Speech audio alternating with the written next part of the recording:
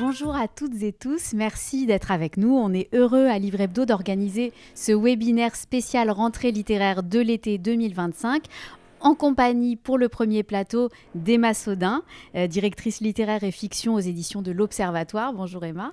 Bonjour. De Mélie Chen, responsable éditoriale aux éditions Bayard. Bonjour Mélie. Bonjour. De David Meulmans, directeur et fondateur des éditions Les Forges du Vulcain. Bonjour. Et de Jérémy M, éditeur et fondateur des éditions du Penseur. Bonjour. Et bonjour. Le deuxième plateau réunira Jean-François Dauven, directeur littéraire chez Fayard, et Clément Bronne-Villeneuve, directeur littéraire chez Pauvert. Et on aura le plaisir aussi d'entendre le son de cloche d'une libraire en la personne de Katia Bijaoui de la librairie Maruani dans le 13e arrondissement. Je m'appelle Lorraine Malka, je suis journaliste indépendante notamment pour Livre Hebdo et j'ai le plaisir de réaliser le podcast de Livre Hebdo, Les Voix du Livre. On sort l'épisode de l'été dans 15 jours, mais vous pouvez écouter les 18 autres épisodes qui sont déjà en ligne. Vous pourrez retrouver ce webinaire sur la chaîne YouTube de Livre Hebdo et pour les personnes qui sont en ligne avec nous, vous pouvez poser vos questions sur la messagerie du webinaire. Je regarderai régulièrement mon téléphone ici pour voir quelles sont les questions qui tombent et j'en transmettrai un maximum. Je commence par une question à tous les quatre avant de vous entendre parler chacune de vos programmes. On entend dire ici et là, et notamment sur le podcast de Livre Hebdo, Les Voix du Livre, que cette rentrée à venir est plus resserrée que d'habitude, que les précédentes années, avec des titres peut-être plus mûrs. Est-ce que c'est votre sentiment aussi? Et de façon plus générale, est-ce qu'il y a des choses que vous notez dans cette rentrée littéraire qui la différencie peut-être des autres? Emma, pour commencer. Alors en tout cas j'ai le sentiment effectivement d'une très très belle rentrée qui arrive, peut-être en effet un peu plus resserrée et avec des noms très forts, pas mal de transferts aussi dans le monde de l'édition. Et puis pour le coup pour ma part c'est ma première rentrée au sein des éditions de l'Observatoire, donc voilà, je suis ravie de découvrir tout ça en même temps. C'est ça qui est remarquable. Et Mélie? Du côté de Bayard, elle est effectivement relativement resserrée puisqu'on a 2 titres pour cette rentrée. Est-ce que c'est spécial? C'est difficile à dire aussi parce que c'est pour ma part aussi une première rentrée avec Bayard. Donc c'est en ça qu'elle est spéciale pour moi. David? C'est pas votre première rentrée au Forges du Vulcain, loin de là. C'est difficile pour les Forges de commenter sur le caractère resserré parce qu'on fait partie de tout ce mouvement dans l'édition indépendante qui essaye de faire moins de livres pour les accompagner plus. Donc nous, ça fait des années qu'on fait des rentrées à 2 titres, en roman francophone, en roman étranger. Après, le sentiment que je pense on peut avoir sur cette rentrée littéraire, c'est que face à un environnement qui peut être très anxiogène, il y a de plus en plus de livres, tu disais, qui étaient plus mûris. Alors je dirais qu'ils sont plus nécessaires, mais on a l'impression qu'il y a 2 types de nécessités, c'est-à-dire une nécessité soit de répondre à cette angoisse du monde contemporain par des romans qui seront sur des sujets difficiles. Je pense qu'il va y avoir beaucoup de romans sur la Deuxième Guerre mondiale, parce qu'on est sur les 80 ans de la fin de la Deuxième Guerre mondiale. Et à l'inverse, beaucoup de romans qui sont des romans d'espoir, parce que c'est aussi une réponse à l'angoisse, d'essayer de chercher un peu de lumière. Donc j'ai l'impression qu'on va avoir beaucoup de romans qui se répartissent comme ça. Après, c'est une rentrée à 450 titres, donc en fait, c'est difficile d'écraser cette rentrée sous des tendances. Jérémy, pour le Penseur? Alors, c'est pas la première non plus rentrée littéraire que je fais. L'année dernière, sur ce même plateau, j'avais dit que j'espérais avoir le premier roman de la rentrée littéraire, donc rebelote. Un seul titre, peut-être le Benjamin de la rentrée littéraire, un auteur qui a 22 ans. Et qui fait du coup aussi une entrée fracassante, je crois, vu qu'il avait été dans le top 14 avec Gilles Marchand aussi dans la rentrée Page des libraires, donc ça a été une belle entrée pour lui. Et voilà, donc le seul titre de la rentrée littéraire, et surtout la fin pour moi de mon programme 2025, donc accompagner aussi ce titre jusqu'à janvier et même au-delà. Voilà, on l'espère. Je vais continuer juste sur des questions collectives avant de vous laisser la parole à chacune pour présenter vos programmes. Je vais relayer la question de Philippe qui a envoyé sa question avant le webinaire, qui est écrivain et qui demande comment les maisons d'édition font face à la surproduction littéraire et à la baisse de lectorat. Grande question, réponse courte. Emma Sodin, on va continuer dans le même sens pour l'Observatoire. Alors comment on fait face ? On s'adapte, on ne publie que des textes qu'on aime, donc c'est vraiment une rencontre avec un texte, et on se dit en tout cas si effectivement on a décidé dans une production d'en avoir tant et qu'il y a un texte qu'on adore qui arrive, on le publiera, et puis si on l'a pas, on le publiera pas. Donc en tout cas pour moi c'est une question ça dépend complètement des textes qu'on reçoit. Et puis la baisse du lectorat, moi je veux juste penser qu'en m'enthousiasmant pour des textes, en les publiant, en ayant envie de les partager, et du coup ça suivra derrière. En tout cas j'ai cet espoir-là, et puis j'essaie de pas trop penser en tout cas cette baisse du lectorat, et me dire qu'il y a quand même toujours et heureusement des gens qui lisent et qui aiment ça et pour lesquels c'est absolument nécessaire. Mélie ? Je pense que je m'inscris aussi plutôt dans ce que décrivait David, dans cette volonté de publier moins, de faire face à la surproduction en n'y participant pas, en accompagnant les textes, en les travaillant. Tu parlais avant de textes qui sont plus matures pour cette rentrée. Il faudrait que chaque livre, que ce soit en rentrée ou hors rentrée, soit à chaque fois mature et soit publié au moment où il le faut. Donc nous, c'est comme ça qu'on essaye c'est-à-dire publier les meilleurs textes possibles en petite quantité, les travailler tout le long de l'année. Et après, c'est en allant chercher, donc ce fameux lectorat qui certes se réduit, mais c'est en allant le chercher et en se donnant le temps de le faire qu'on y fait face. David et Jérémy, je pense que c'est un combat que vous menez depuis aussi, comme vous le disiez, de nombreuses années. Est-ce qu'il y a des changements ces dernières années de politique vis-à-vis de cette baisse éventuelle de lectorat ? Pas particulièrement, parce que je pense que la baisse de lectorat est inquiétante pour certains éditeurs de groupe, parce que je pense qu'il y a de moins en moins de place pour les livres non nécessaires. Et que dans l'édition indépendante, alors Jérémy en est parfait exemple, quand on fait peu de livres, mais qu'on les a vraiment choisis, qu'on les accompagne avec sincérité, qu'on les accompagne sur le long terme, en fait, ça fonctionne toujours. Alors, parfois, on aura des best-sellers, parfois, on n'a pas des best-sellers, mais au moins, les livres mènent une belle vie, s'installent, et puis l'édition, c'est comme les cathédrales. On fabrique des livres en se disant qu'on construit quelque chose qui sera encore là dans 10 ans, 20 ans, 50 ans. Donc, je pense, oui, comme tu le disais, publier peu de choses, bien accompagner, des choses qui sont nécessaires, et qu'on travaille avec sincérité, parce que comme ça nous permet, notre sincérité est partagée par les libraires et puis par les lecteurs et les lectrices. Jérémy, vous voulez ajouter quelque chose ? Il dit ça très bien, David. Peut-être rajouter par rapport à mon expérience, ou en tout cas moi j'ai le sentiment depuis que j'ai créé la maison que j'ai pas de plan B. Donc en gros déjà cette prise de risque ou cette exigence de répondre à sa propre nécessité en tant qu'éditeur, donc en fabriquant un livre que d'autres peut-être peuvent considérer comme pas nécessaire, c'est en fait moi mon choix que je fais. L'année dernière on en a fait 6, là cette année on en fait que 5, donc même avec le peu on sous-produit presque on pourrait dire, et c'est comment accompagner ça sur le long terme et surtout comment essayer d'apporter quelque chose de différent. Et moi, j'ai pas l'impression de répondre à un public en particulier. Donc, je sais que le lectorat peut-être diminue, mais comme je fais une offre en espérant créer une rencontre inattendue et surprenante en fait pour le public, je sais pas quel est mon lectorat en tout cas. Et j'espère en fait produire quelque chose qui apporte de la lumière simplement à ceux qui vont ouvrir en fait le livre. Mais voilà. Donc finalement, moi, je sais pas trop par rapport à la baisse du lectorat.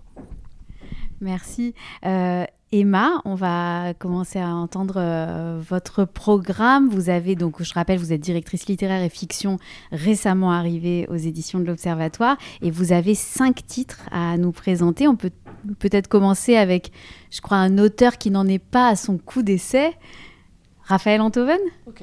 On vous écoute. On commence avec Raphaël Enthoven. Alors le texte de Raphaël Enthoven qui s'intitule L'Albatros, c'est un texte c'est un récit sur sa mère. Sa mère était Catherine David. C'était qui est morte il y a quelques années. C'était une écrivaine, une journaliste, une pianiste. Et en fait, au moment où le livre démarre, elle est diagnostiquée d'une maladie neurodégénérative. Et la première scène s'ouvre sur elle qui essaie de jouer un morceau de piano et sa main gauche s'y refuse. Sa main résiste. Et là, ça va être le début pour elle de la dégringolade, puisqu'elle va plus réussir à faire ce qu'elle aimait tant dans sa vie et ce qui la portait et ce qui lui permettait d'ailleurs de vivre. Et à partir de là, va se tisser entre son fils et elle un lien qui était pour le fils quelque chose en plus qui n'existait pas vraiment. Et en fait, ils vont se rendre compte à ce moment-là de leur vie qu'en fait, ils ont beaucoup plus en commun que ce qu'il imaginait. Et là, ils vont se mettre à essayer de faire ensemble, de créer quelque chose à ce moment-là de la vie, où on sait qu'a priori, on est condamné et qu'au bout, c'est le noir. Mais ils vont ensemble créer un concert lecture. Et c'est vraiment comment essayer ensemble de sauver ce qui peut l'être, d'éterniser ce qu'on sait qui ne va pas durer, et d'essayer de réparer à ce moment-là de la vie quelque chose ensemble. Et donc c'est à la fois un immense hommage, magnifique hommage posthume donc à cette mère qui était par ailleurs un personnage éminemment romanesque, décalé, fantasque, vraiment un personnage en couleur. Et c'est aussi une déclaration d'amour total à l'art, voilà, en général. Là, en l'occurrence, c'est la littérature, c'est la philosophie, c'est la musique. Et c'est comment, dans des moments de vie pareils, ça peut permettre de tenir, ou de tenir en tout cas, voilà, au maximum jusqu'à la fin annoncée. C'est la suite, je crois, du Temps gagné, c'est ça qui non, était... Non, en vérité, c'est juste que Le Temps gagné était un texte sur le père. Pour le coup, il y avait à l'intérieur quand même beaucoup plus de ressentiment, d'aigreur. Là, on est vraiment... c'est un texte sur la mère, mais pour moi, ils sont complètement à dissocier. Et là, on est vraiment quelque chose de l'ordre de la retrouvaille, de la réconciliation, avec beaucoup plus de tendresse et d'émotion sur cet homme qui redevient un fils. Je précise juste Le Temps gagné, qui était donc je crois le précédent livre de Raphaël Enthoven, qui a été un grand succès aux éditions de l'Observatoire. On continue avec un ancien Goncourt du premier roman. Absolument. Alexandre Postel. Oui, alors Alexandre Postel, donc effectivement, il nous fait le plaisir d'arriver pour son 5e roman aux éditions de l'Observatoire. Il arrive avec un livre qui s'appelle Tout oui. Tout oui, c'est un livre absolument étonnant. C'est l'histoire d'une rencontre entre une éditrice et un auteur. C'est un auteur alors elle le connaissait vaguement puisque c'était le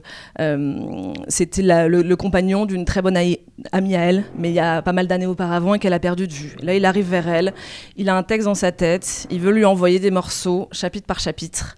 Il veut que ce soit elle qui le reçoive.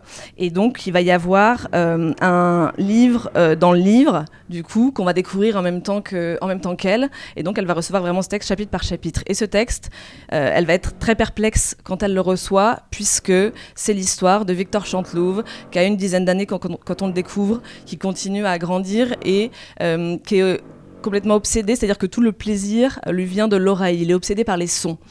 Et plus il avance dans l'adolescence, plus les bruits de la jouissance féminine vont devenir une obsession totale. C'est quelque chose qu'il va se mettre à rechercher partout. Et donc, il va y avoir des scènes absolument cocasses, puisqu'il va faire des choses de plus en plus étranges. Il va se mettre à écouter aux portes, il va se faire passer pour un agent immobilier, pour mettre des micros dans les appartements.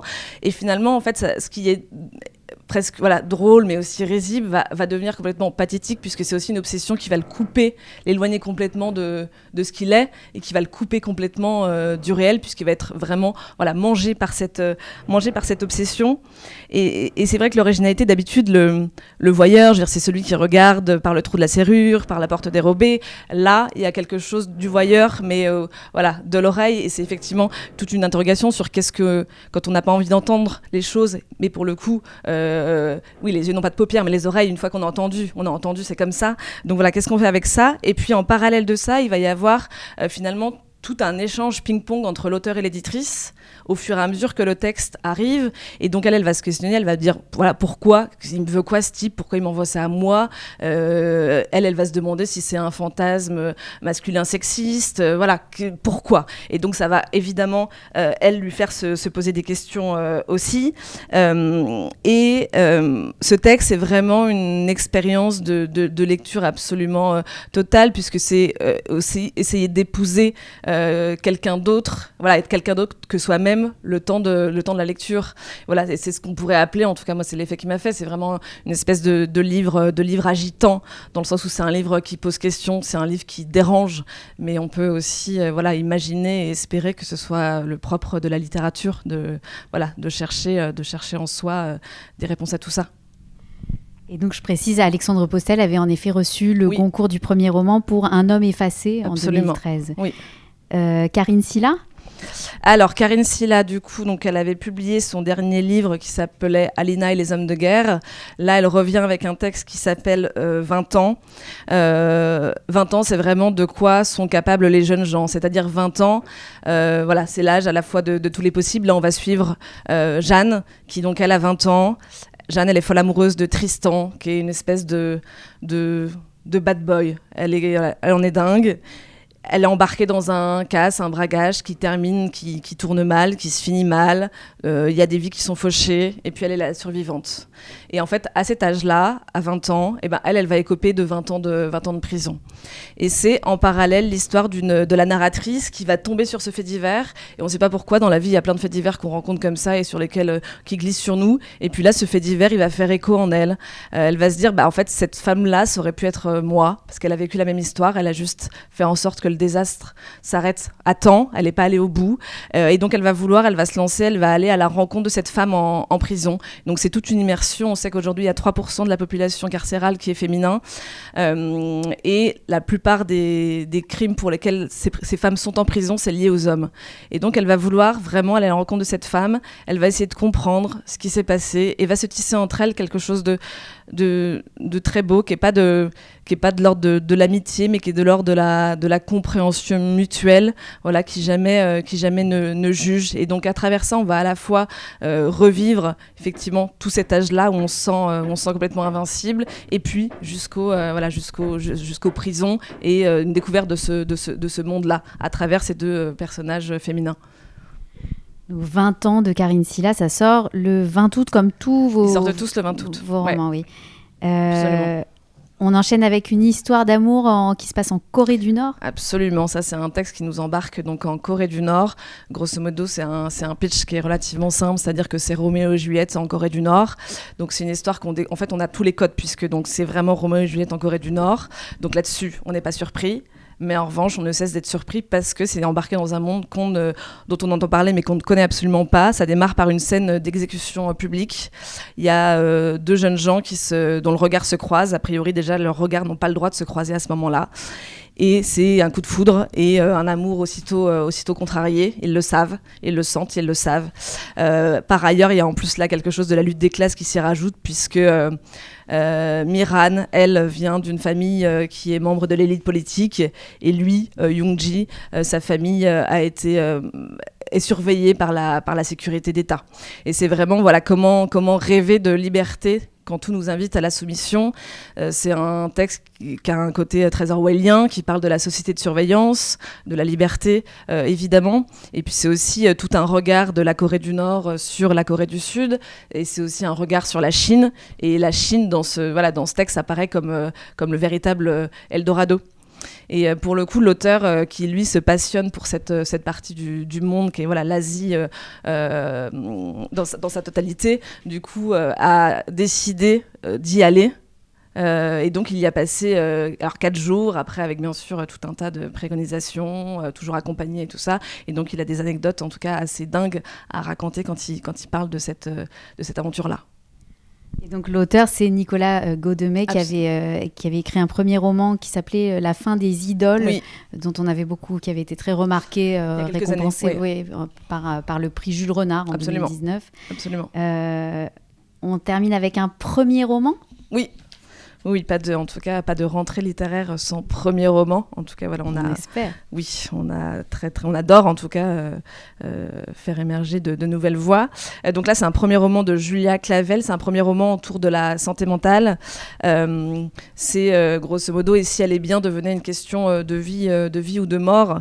Ça se passe dans un monde qui est un peu une extension d'une autre, où on suit en fait une psychologue qui est très investie dans sa mission et qui va recevoir des patients et qui va pas comprendre énorme, puisque au fur et à mesure du texte, elle va découvrir qu'il y a des patients qui meurent de manière inexpliquée, qui ne reviennent pas en séance. Nous, on va se concentrer sur 3 patients. Il va y avoir Adrien, qui est un avocat ambitieux, qui n'arrive pas du tout à se lier émotionnellement. Sophie, qui est une mère engluée dans son quotidien, qui n'en peut plus. Et puis, il y a Michel, qui lui est pris dans une tourmente politique, il est au ministère de la Santé. Et en fait, en les interrogeant, c'est vraiment en thérapie version littérature. Donc, on suit toutes les séances de l'intérieur. Et on va voir à quel point, finalement... ceux-là même qui pensaient avoir une vie complètement rangée, où tout allait bien, finalement ça commence à déconner. Et là, c'est vraiment de montrer le décalage, nos désalignements, en fait, finalement, nos chagrins, nos colères, nos frustrations, en fait, dans ce monde-là, ça tue.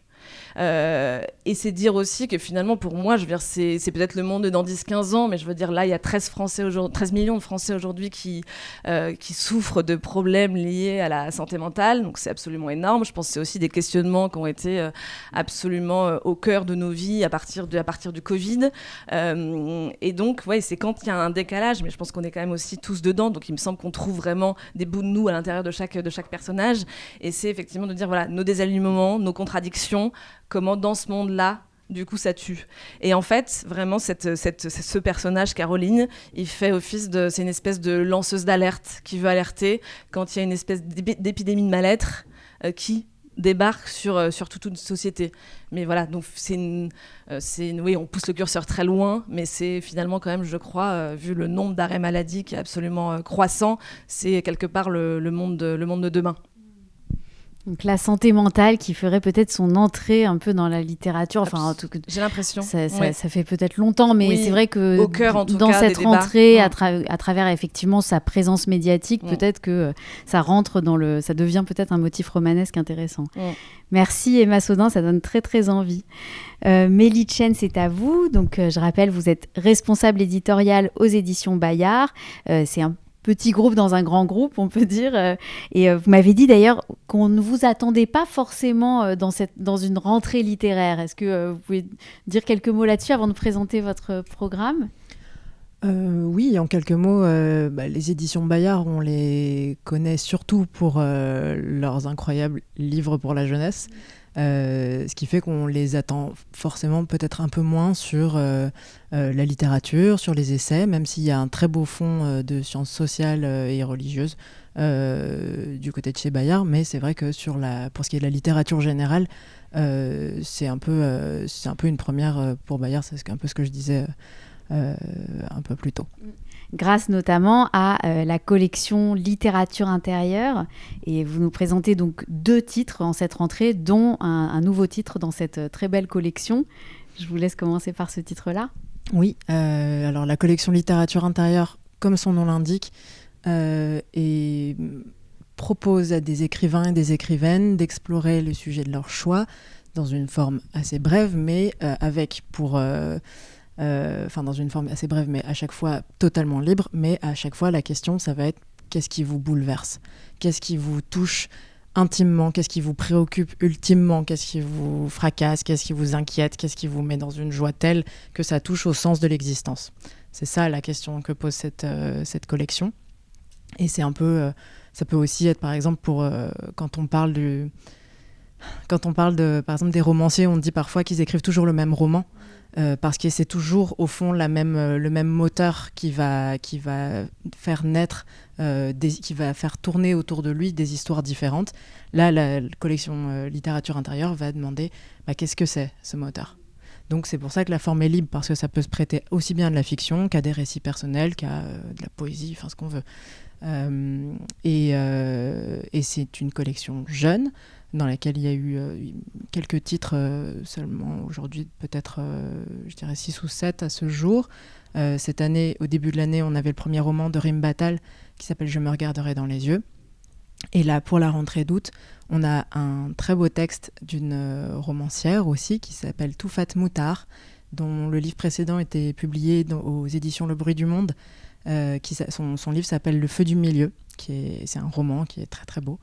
Et donc ce texte qu'on sort là le 27 août dans la collection littérature intérieure s'appelle « Choses qui arrivent ».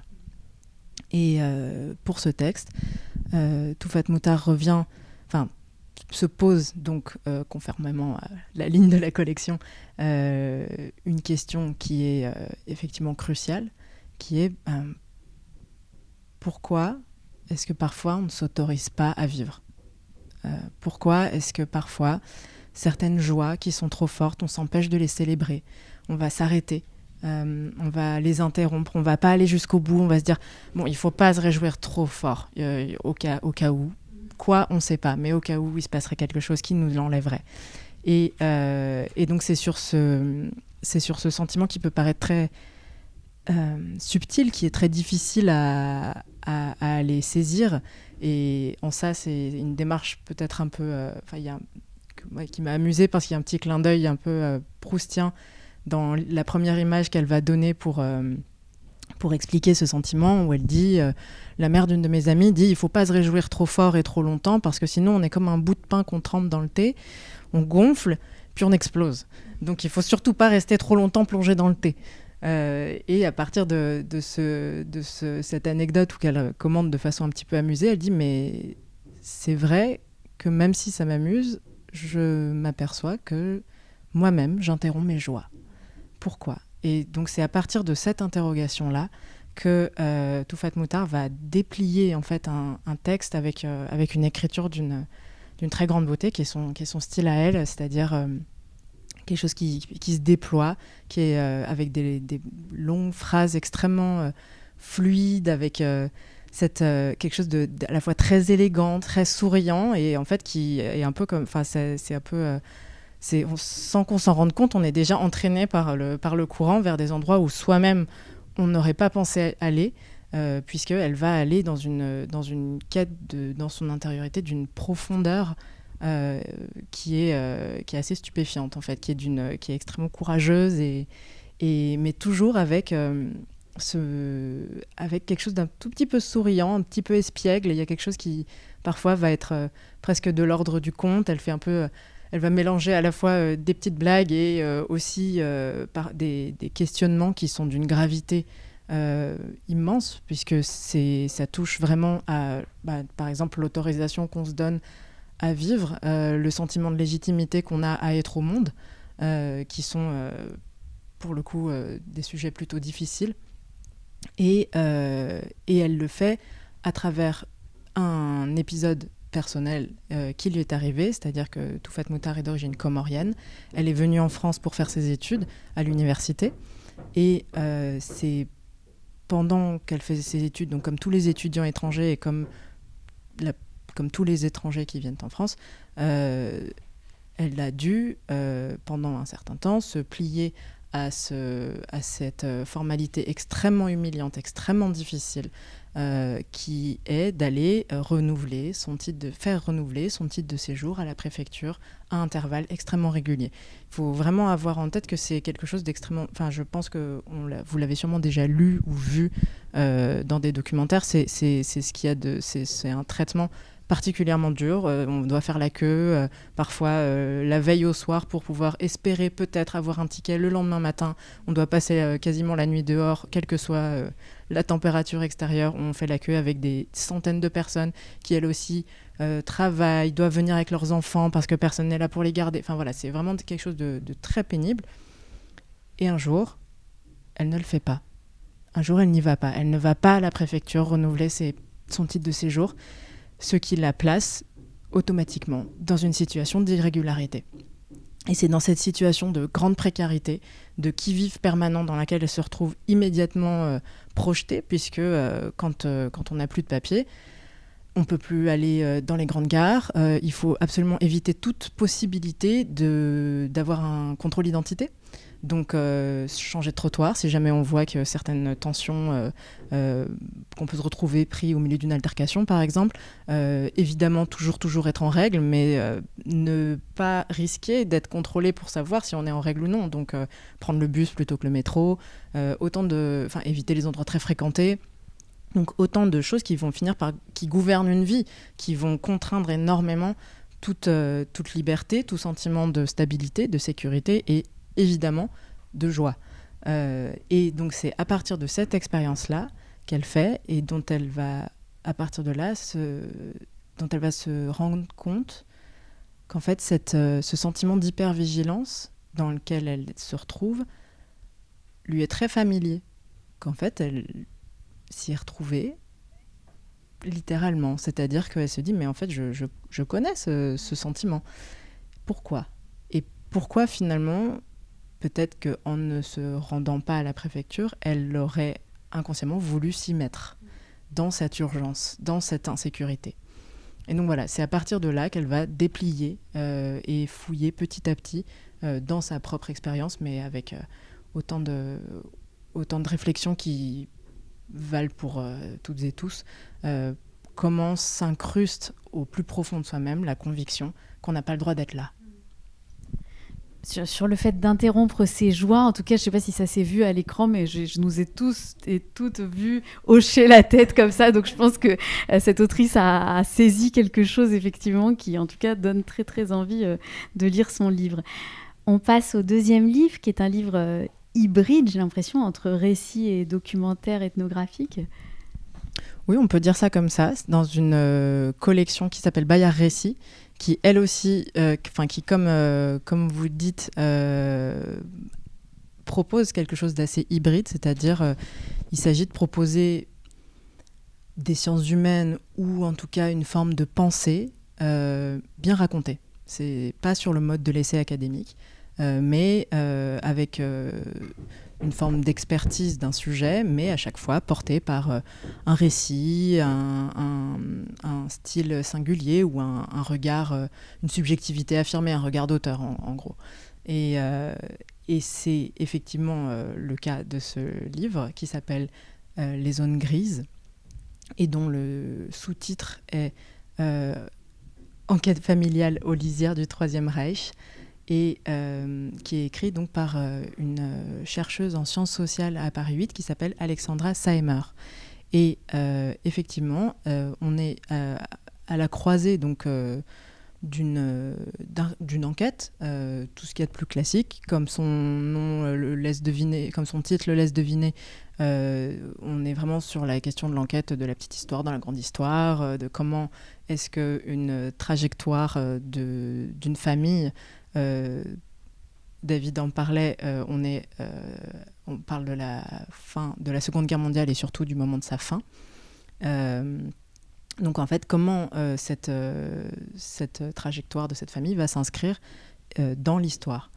Et ce qu'elle a de particulier, c'est que donc, l'autrice Alexandra Saemer est allemande. Le français est sa langue d'adoption. Elle a écrit son texte en français, mais donc elle est née en Allemagne, et ainsi que sa famille, à moins qu'on puisse aussi dire que pas toute sa famille. C'est-à-dire que la famille dont elle fait l'histoire, c'est sa famille maternelle, qui est originaire d'un peuple qui s'appelle les Sudètes. Alors, celles et ceux qui se souviendraient de leur cours d'histoire, potentiellement plutôt lycée, quand on pense Sudètes, c'est un peu, ah oui, 1938, annexion des Sudètes. C'est-à-dire que les Sudètes, c'est ce peuple allemand, en tout cas germanophone, c'est un peuple qui aujourd'hui n'a pas de nation, qui n'a pas de pays, qui en 1938, donc un petit peu avant la Seconde Guerre mondiale, donc qui vivait en ce qui était la Tchécoslovaquie autrefois, et qui a, dans sa grande majorité, voté en faveur de l'annexion au Troisième Reich. Donc ils ont été très volontiers annexés donc, par l'Allemagne de Hitler. Et c'est à partir de là donc, s'enchaînent les accords de Munich et puis la Seconde Guerre mondiale. Et ce que va aller interroger cette autrice, c'est la mémoire de ce peuple-là, qui n'est évidemment pas transmise. Évidemment parce que pèse sur la transmission de cette mémoire une quantité de honte qui est immense. C'est-à-dire, qu'est-ce qui fait qu'elle n'a jamais... En fait, elle n'a jamais eu accès à l'histoire de sa famille. À la fois parce qu'elle-même n'a pas voulu s'y intéresser avant un certain âge, mais parce que comme tous ceux qui ont suivi quelques cours d'histoire, on n'a pas forcément très envie de se dire que sa famille est peut-être pas du bon côté de l'histoire. Donc il y a d'une part ça. D'autre part, il y a aussi donc il y a cette honte-là qui est évidemment la première, qui est celle aussi pour laquelle cette histoire ne se transmet pas. Et il y a aussi celle beaucoup plus moins connue et plus difficile à affronter, qui est celle en fait des souffrances qu'ont vécues les gens. C'est-à-dire que ça sort effectivement donc en 2025 et c'est plutôt autour de ce basculement qui est 1945 que ça se passe. C'est-à-dire que en 1945, les Sudètes sont font partie donc perdent la Seconde Guerre mondiale au même titre que les Allemands et sont donc expulsés très violemment de Tchécoslovaquie et doivent ensuite partir sur les routes plutôt en Allemagne où ils sont accueillis tant bien que mal par une Allemagne exsangue qui n'a absolument pas les moyens d'accueillir des réfugiés, quand bien même ils se considéreraient comme Allemands, ce qui n'est pas non plus toujours très accepté par les Allemands d'Allemagne. Et c'est ce qui fait que cette population-là a connu énormément de violence, violence qui va se retrouver dans toute l'histoire des personnes de la famille de l'autrice. Et c'est comme ça qu'elle va devoir résoudre certains mystères qui planent autour de son histoire familiale, notamment par exemple, il y a des rumeurs qui courent sur l'origine de sa mère, qui peut-être serait née du viol de sa grand-mère par un soldat soviétique lors de la libération. Il y a aussi, par exemple, le fait que son grand-père, donc, dont elle retrouve au moment où elle fait son enquête, donc elle découvre quelques photographies de famille qui sont dans le livre, dont elle découvre qu'elle voit une photo de lui avec une épingle, enfin pas une épingle, une broche avec une croix gammée au revers de sa veste, mais avant la Seconde Guerre mondiale. Donc elle va devoir aussi interroger le niveau d'engagement de son grand-père, dont on lui a toujours dit, oui, il a été enrôlé dans l'armée, il a servi sans doute de chair à canon, mais comme elle voit cette photo, elle se dit forcément, il y a quelque chose d'autre à aller interroger quant à l'engagement réel. Est-ce que c'était pour protéger sa famille? Est-ce que c'était par conviction? C'est autant de choses qu'il est très difficile de démêler, surtout quand il s'agit de gens ordinaires pour lesquels on a aussi peu de traces. Et c'est là qu'elle va aussi mettre en place une forme de méthode d'enquête et qu'elle va mobiliser aussi son bagage d'universitaire en allant effectivement faire une sorte de terrain dans ce qu'elle appelle des sous-continents cachés en ligne. Parce qu'aujourd'hui, les Sudètes, comme on le disait, sont pas... on ne les trouve pas, il n'y a plus de village avec des Sudètes, puisque même le nom du village dans lequel était la ferme de ses ancêtres a changé de nom, puisque c'était un nom allemand et maintenant c'est devenu un nom tchèque. Et là où elle retrouve en fait des personnes qui sont capables de raconter un petit peu leurs récits familiaux, c'est sur les réseaux sociaux. C'est-à-dire qu'elle va infiltrer des groupes Facebook qui sont fermés, dans lesquels on ne peut entrer qu'en donnant son vrai nom, en expliquant qu'on est soi-même sudette, et qu'à cet endroit, les gens, donc c'est une génération qui a entre 50 et 80 ans, racontent leurs souvenirs. Et on raconte énormément, partagent leurs photos, racontent leurs histoires.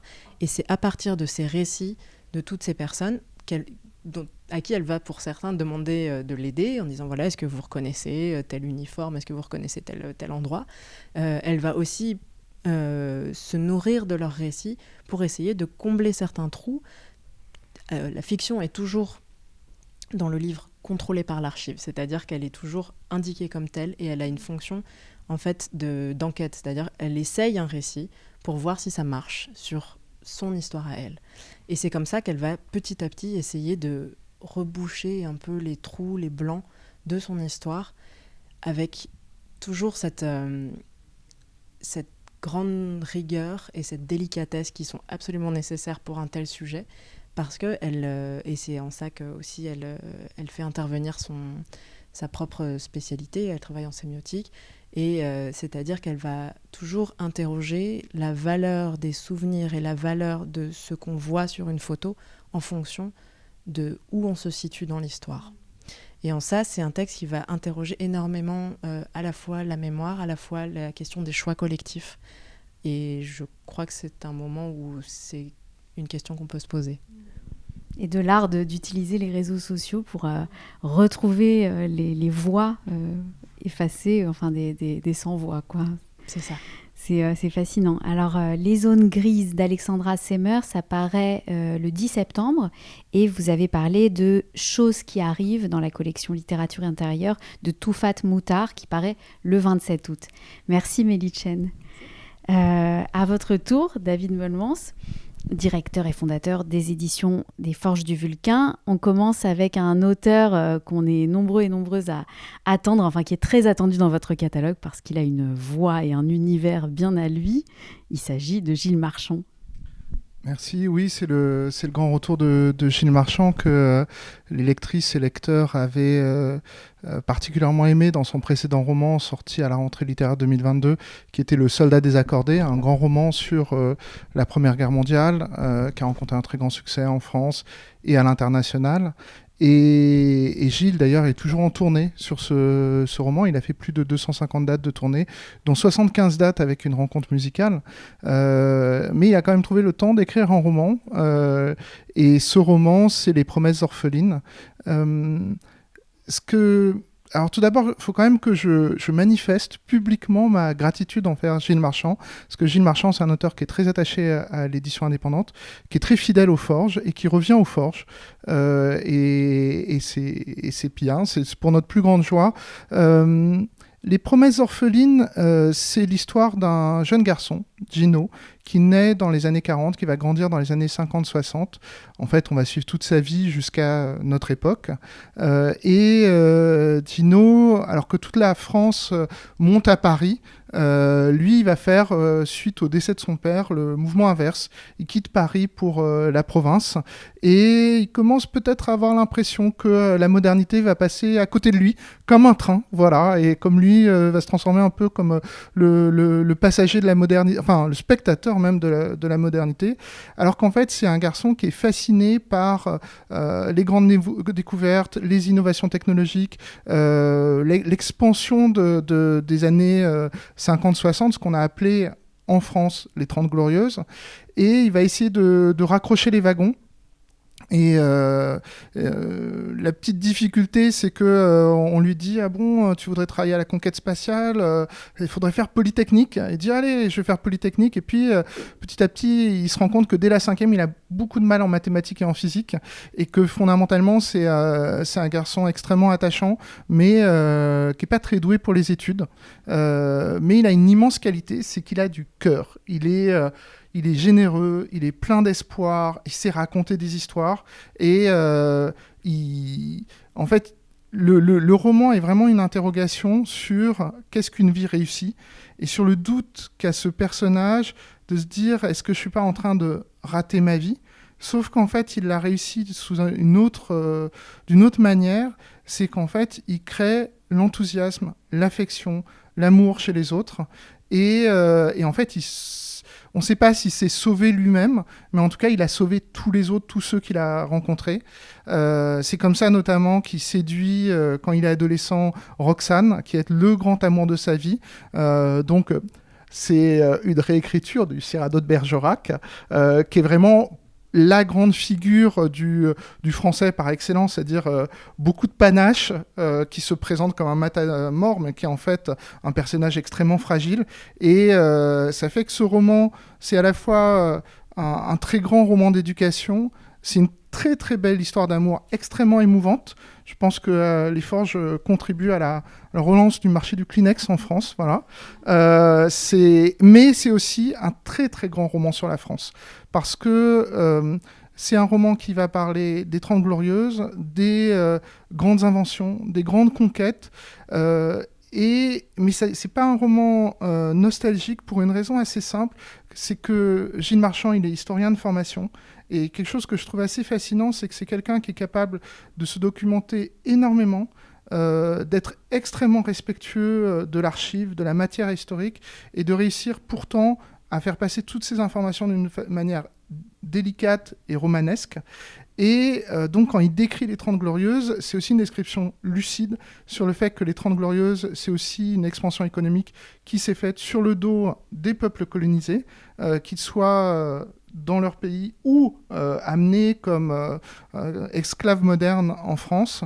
Donc, c'est un texte qui est effectivement, qui regrette d'une certaine façon le sentiment d'espoir dans l'avenir qu'il pouvait y avoir dans les 30 Glorieuses, mais qui décrit aussi le prix de cette organisation collective, de ce monde qui était, à certains égards, polluant et destructeur.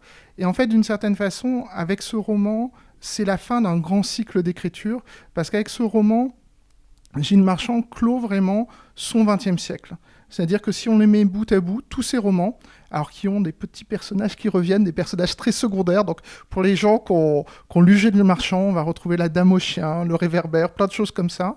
Mais c'est autant le Soldat désaccordé faisait les années 1908 jusqu'à 1941, autant là on commence en 1946 et on va jusqu'en 2020. Et c'est très beau, c'est très émouvant, ça peut se lire comme une histoire d'amour, ça peut se lire aussi comme une grande réflexion sur ce qu'est la France. C'est un auteur, il gagne en maîtrise tout en conservant une très grande sincérité. Il s'inscrit dans une tradition littéraire très particulière en France, une sorte de réalisme magique à la française où on sent des échos de Pérec, de Vian, de Gary, une littérature extrêmement humaniste et qui est vraiment un livre qui est plein d'espoir en fait, qui est un livre sur les rêves, mais qui n'est pas un livre sur les gagnants ou les winners, mais plutôt sur la puissance du rêve et la puissance mobilisatrice. C'est aussi un grand récit sur la solidarité, sur le fait qu'on n'est pas dans l'odyssée personnelle, mais vraiment dans l'odyssée collective. Et c'est fantastique. Voilà. Et ça sera aussi l'occasion pour nous de travailler avec ces différents éditeurs poche, parce qu'on va ressortir son premier roman, enfin c'est le livre de poche qui le ressort, Une bouche sans personne, qui était un roman qui commençait pile à la fin de la Deuxième Guerre mondiale et allait jusqu'à notre époque. Et c'est un fantastique roman. Fantastique. Ça c'est Les promesses orphelines de Gilles Marchand. Les promesses orphelines de Gilles Marchand, donc ça sort le 22 août. Si je comprends bien, on retrouve ce qu'on aime chez Gilles Marchand et en même temps, c'est la fin d'un cycle et peut-être le début d'un autre. Donc c'est très excitant pour celles et ceux qui sont nombreux et nombreuses à lire et à attendre Gilles Marchand. On enchaîne avec un texte, je crois, très ambitieux sur lequel vous travaillez depuis des années. Je vous laisse en parler. Oui, alors autant le texte de Gilles, c'est un texte qui nous dit pourquoi on doit se battre, c'est-à-dire pour l'espoir dans une vie meilleure collective pour laquelle on doit se battre. Autant l'autre texte dont je vais vous parler, c'est un texte qui nous dit contre quoi on doit se battre. Contre quoi on doit se battre ? Eh bien, on doit se battre contre le fascisme. Je pense que pendant très longtemps, avec beaucoup d'emphase, on voyait un peu des fascistes partout. Et puis, en vieillissant, je fais partie de cette génération où eh bien, les fascistes sont revenus, ils sont à nos portes, et c'est eux les vrais barbares. Et c'est une interrogation qu'a eue aussi cet auteur espagnol, Gérard Guix, dont on publie le nouveau roman. Gérard Guix, c'est un auteur catalan, mais dont c'est le premier texte écrit en espagnol. C'est un auteur catalan à succès qui a une petite cinquantaine d'années, mais publie depuis presque 30 ans, qui a été l'an dernier, il a gagné le prix du meilleur auteur de théâtre catalan. Il y a 2 ans, il a gagné le prix du meilleur auteur jeunesse catalan. Et en fait, ce nouveau texte, Doppelganger, c'est un texte qu'il a commencé à écrire en 2008, au moment où il y a eu une sorte de retour dans les urnes de l'extrême droite en Espagne. Et il a pensé ce texte comme une sorte de dispositif d'alerte pour les Européens contre ce spectre brun, en fait. Doppelganger, ça se passe en avril 1945, dans le bunker d'Hitler. La guerre est finie, les nazis sentent que l'issue des combats ne va pas leur être favorable, et l'entourage d'Hitler décide pour son anniversaire de lui offrir son horoscope. Tout ça, c'est vrai pour l'instant. Là où commence la fiction, c'est qu'en fait, l'équipe ne retrouve pas l'horoscope parce qu'il est dans un bâtiment qui a été rasé par les bombardements et donc doit trouver quelqu'un pour faire un horoscope.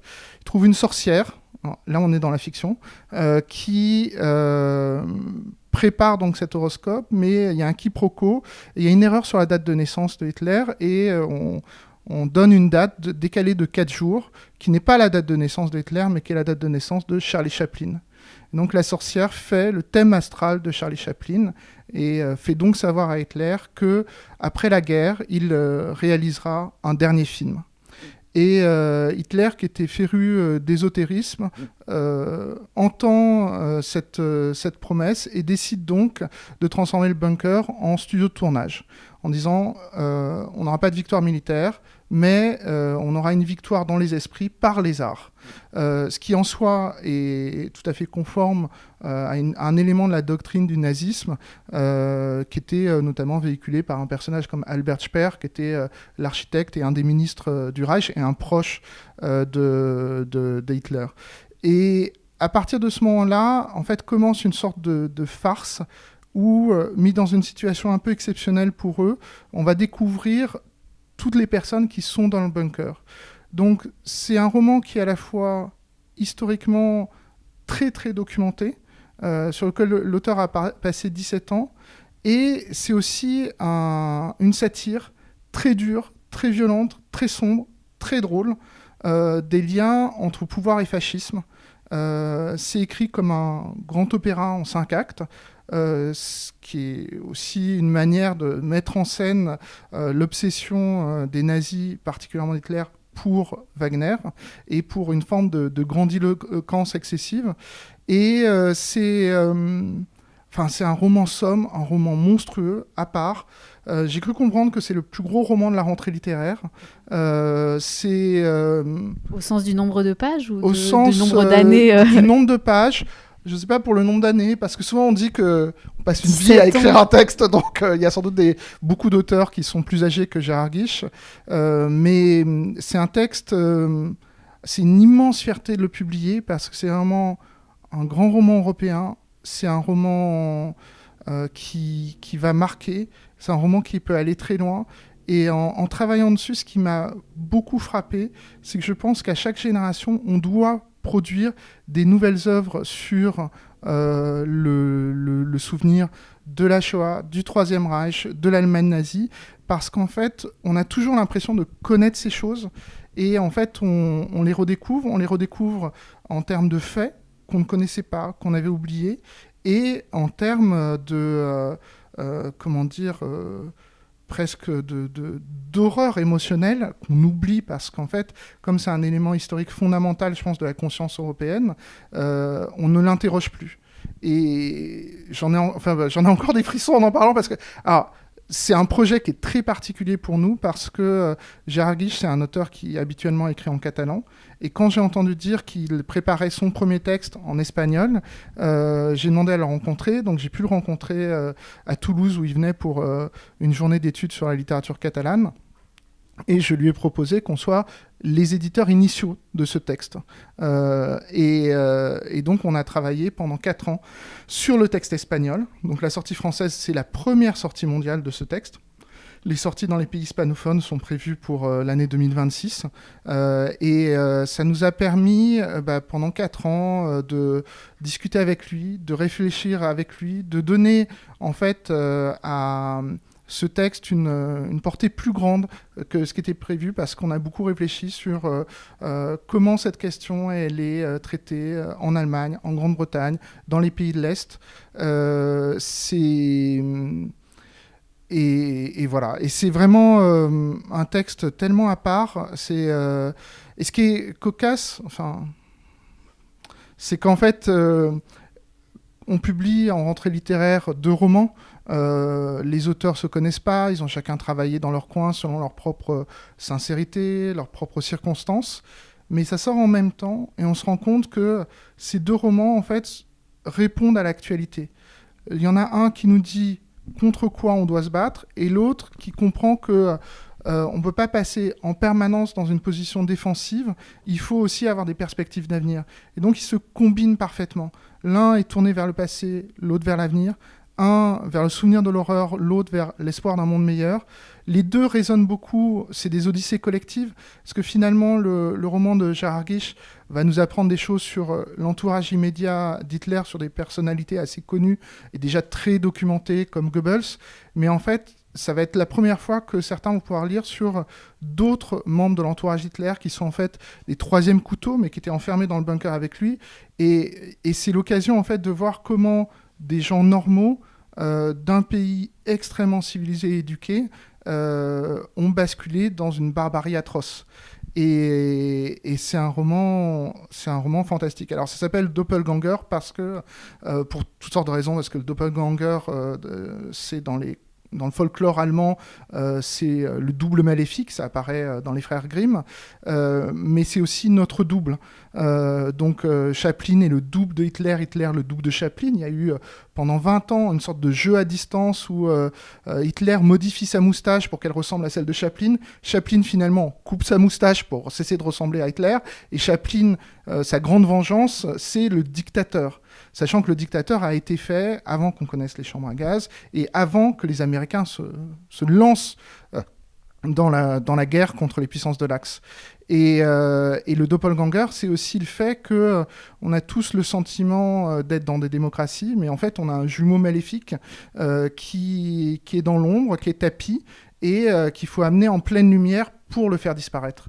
Et ça, c'est le rôle de Doppelganger comme dispositif d'alerte par son auteur, de vraiment appeler à la conscience et faire réagir. Bon, et c'est un excellent roman qui est passionnant, qui est très surprenant. Et je pense que c'est un peu comme Gilles Marchand, c'est-à-dire que les auteurs ne sont capables d'écrire ce type de texte que parce qu'ils écrivent depuis longtemps et que titre après titre, ils ont créé une œuvre, c'est-à-dire une réflexion politique, une esthétique, une poétique. Et ça, c'est possible parce qu'il y a des maisons d'édition indépendantes qui les accompagnent sur le long terme. Donc Doppelganger de Gérard Guiche, ça sort donc le 29 août aux éditions Les Forges du Vulcain, puis sortie internationale, et Les Promesses d'Orpheline le 22 août de Gilles Marchand. Merci David, avec cette promesse de livre nécessaire. On a l'impression que ça va être une promesse tenue en tout cas. Merci David. Jérémy M, je rappelle, donc éditeur et fondateur Les Éditions du Penseur. On vous écoute, on commence avec le deuxième roman d'une écrivaine dont vous aviez déjà publié le premier roman. Alors oui, tout à fait. Alors on a assisté à une naissance il n'y a pas très longtemps, le 12 juin, donc naissait le deuxième roman de Michel Cohen, dont on avait fait paraître en 2023 son premier roman, qui était La Rédactrice. La petite anecdote par rapport à ce livre que je trouve moi incroyable, parce que je le vis tous les jours, c'est que j'ai un lapsus par rapport au titre de ce livre. Je dis tout le temps « Nos amis de longue date », alors que le titre c'est « Des amis de longue date ».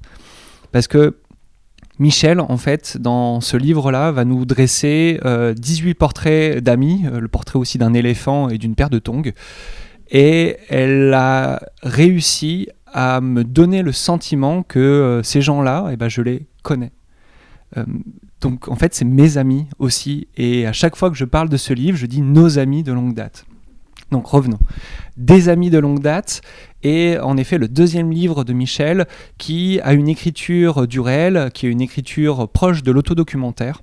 Et dans son premier livre, La Rédactrice, elle avait repris toutes ses expériences d'écriture depuis sa première dissertation biffée à Hippocagne, on lui dit qu'elle a aucun style, jusqu'au point final de La Rédactrice, en passant par les 1001 façons en fait d'aborder l'écriture. Donc c'était un récit fragmentaire, et c'est sa façon à elle en fait de raconter le vivant, de se raconter elle-même, et elle revient sur ce dispositif fragmentaire au travers justement de ses portraits des amis. Portraits de ses amis, donc de longue date, qui ont pu durer mais pendant des dizaines d'années, qui ont aussi traversé l'histoire, qui ont traversé sa vie, et elle nous le restitue avec une incroyable beauté sur cette façon de vivre avec les autres, la façon de grandir aussi avec les autres, et comment les autres nous font grandir. Donc on va traverser, voilà, Michel est née dans les années 50, hein, donc elle rencontre ses premières grandes amitiés vers ses 18-20 ans et qui vont l'accompagner, voilà, elle a aujourd'hui 75 ans, donc elle compte aussi les morts, presque plus que les naissances, et on va traverser et le temps et aussi ces personnes qui ont été mais d'une incroyable beauté et qui ont marqué une petite histoire, ou même des fois la grande histoire de la culture et des arts. Donc je pense notamment au portrait de Carlos Pavlidis, qui est un grand homme de spectacle, qui est une personne de petite taille, mais grand homme de spectacle, qui a été un grand acteur au sein du Magic Circus et de ses animatrices. Mais moi je ne connais pas du tout ce machin-là qui se passait dans le théâtre underground de Paris et qui a été, en fait, qui a marqué son époque. Et je découvre ça en même temps que je découvre les amis de Michel et que je découvre aussi Michel par leur intermédiaire. Et voilà, je suis rentré dans son monde, je suis rentré dans leur vie et j'ai l'impression d'avoir fait la rencontre de 18 amis. Alors, faut pas oublier l'éléphant et la paire de tongs, mais ça, on laissera les lecteurs le découvrir. Donc voilà, une lecture de l'été pour moi totalement rafraîchissante parce que ça parle de l'amitié, ça parle de ces longues amitiés et ça me donne vraiment, moi, énormément de joie, ne serait-ce que de rencontrer de nouveaux amis ou même d'appeler les copains et de savoir comment est-ce qu'ils vont, quoi. Donc, voilà, un superbe livre pour l'été dont je voulais parler parce que voilà, il est sorti le 12 juin, donc il n'y a pas très longtemps. Dans votre rentrée, mais qui en fait est voilà, sorti tout à fait, le 12 juin, donc on peut déjà le lire pendant l'été. Exactement. Et alors pour la rentrée, vraiment à partir de mi-août, vous avez un livre à nous présenter qui va être celui de votre jusqu'à la fin de votre année 2025. C'est ça. Alors on va commencer tout de suite par les superlatifs, hein. Les éditeurs sont absolument pas bien placés pour parler de leur livre parce qu'ils vont vous dire, et moi je vais le dire, c'est brillant. Brillant en termes de roman et brillant en termes de auteur. Voilà, ces deux-là sont brillants. Alors, le style est incroyable, la construction est incroyable, tout ça c'est incroyable, flamboyant, magnifique et tout ça. Le gamin aussi est brillant, il est intelligent. Mais en fait, le mot brillant, c'est la lumière. C'est ça, ce que j'entends derrière le mot brillant, c'est que c'est sombre, noir, et ça craquelle. Cette peinture qui est un monochrome noir va se craqueler et va exploser pour montrer un cœur qui bat, pour montrer en fait une puissance et une vitalité, un désir de vivre, et cette lumière qui va jaillir. Alors j'ai beaucoup d'émotions par rapport à ça. Donc on va revenir à l'histoire de ce projet. Donc Les Mandragores, c'est le premier roman de Marius de Gardin qui aujourd'hui a 22 ans et son livre va paraître le 14 août. Le moment où Marius m'envoie son manuscrit, il a 20 ans. Donc on est en janvier 2023 et il envoie son manuscrit, Les Mandragores. Le titre apparaît tout de suite dans notre imaginaire comme cette plante un peu mythologique qui est celle en fait qui pousse sous les pendus. Donc c'est ça l'histoire un peu collective autour de cette plante. Et moi en fait je lui réponds que 8 mois plus tard. C'est en août 2023 et je lui dis waouh, t'es jeune, t'as un truc qui est trop bien, je sais pas s'il faut le publier ton truc. Je sais pas de quelle façon, toi en tant qu'écrivain, ce qu'il te faut vivre pour que tu deviennes là l'écrivain que je vois, que j'entreaperçois, que je me dis qu'il y a quelque chose d'incroyable et dans ta plume, dans ton regard, dans ta vision du monde, déjà dans ce qu'il a raconté, mais en fait dans ce devenir d'écrivain que j'entreaperçois en fait dans son livre. Et je me dis, ça mérite, et pour l'histoire, et pour le gamin, et pour ce qu'il a raconté, d'y aller. Et en fait, je travaille avec lui sans contradiction, quoi. Et j'y vais, et on commence à réfléchir, à parler de nos lectures respectives, à parler philosophie, à parler littérature, à parler construction, des romans. Et tout ça, en fait, ça m'emporte, ça m'embarque. On signe le contrat, et voilà, le bouquin va apparaître tout bientôt. Marius, quelqu'un qui revient de loin. Il commence son livre quand il a 17 ans. On est en pleine période de Covid. Donc lui, il se le prend, hein, ce jeune, ce fin d'adolescence, début adulte, il n'a pas forcément encore passé le bac. Et il se retrouve là, en plein, en fait, dans cet enfermement, dans cette marasme, dans ce rien, dans cette autre façon de vivre du no futur, quoi, qu'il y a pu avoir dans les périodes punk. Mais là, il n'y a plus de futur, mais vraiment, quoi, c'est la fin du monde. Et en fait, avec ses deux copains, un est poète, un autre est philosophe, et lui, c'est un écrivain romanesque. Et les trois, en fait, se motivent pour écrire en fait ce qu'ils ont à l'intérieur d'eux, un peu comme une sorte de confrérie des poètes disparus, qui se motivent et qui écrivent. Et voilà, 3 ans plus tard, je reçois son livre. Donc, les Mandragores, ça va être l'histoire qui va se passer à Paris dans les années 80. Où on va rentrer dans la More et Gusto, qui est un restaurant à l'abandon, où vit une fratrie en fait d'Italiens, d'orphelins italiens, avec Primo, Benito, Chiara et Benito, qui va être notre narrateur, Benito, qui est le petit dernier, qui a 18 ans. Et toute l'histoire commence par une lettre qu'ils reçoivent et qui annonce en fait le retour de leur mère, qui est en fait absente depuis 10 ans. Et à la suite de cette nouvelle, ça a fait l'effet d'une bombe. Voilà, une américaine, le genre qui déglingue tout à la ronde et laisse un sifflement con à l'oreille. C'est une citation en fait du livre. Et Benito va se retrouver, lui, dans une sorte de vide total par rapport à cette nouvelle, entre ceux qui détestent l'idée que la mère revienne, entre d'autres qui disent pourquoi pas, nous on la croyait morte. Et lui, il sait absolument pas comment recevoir, comment vivre cette chose. Il va errer là dans cette soirée pluvieuse et torrentielle dans Paris, et il va rentrer chez lui, nuit d'insomnie, et quand le jour se lève, quand Chiara rentre elle-même de sa propre errance, elle va le trouver en train de voler au milieu des casseroles dans la cuisine. Donc, s'il doit avoir une question fondamentale dans la philosophie, c'était Camus qui le disait, c'est la question du suicide. Cette question de savoir si la vie mérite ou non d'être vécue, selon Camus, ça doit être la première question que doit se poser, la question essentielle que doit se poser la philosophie. Et donc à partir de cette réflexion-là, ou même de ce passage à l'acte, parce que c'est une tentative de suicide pour Benito, va avoir tout un chemin, tout un parcours de savoir c'est quoi vivre, c'est quoi le désir de vivre, et surtout avec cette boue, avec cette odeur, avec cette histoire qui est celle de sa famille, qui est faite de violence, qui est faite d'abandon, qui est fait des crimes les plus abominables sur l'enfance, donc ça parle également de pédocriminalité comme ça parle également d'inceste. On va suivre le parcours de ce Benito qui va parcourir sa nuit, qui va parcourir les tréfonds simplement aussi de la putasserie humaine, des bas-fonds de Paris jusqu'au couloir de Sainte-Anne, donc il va également être hospitalisé par un tiers de force.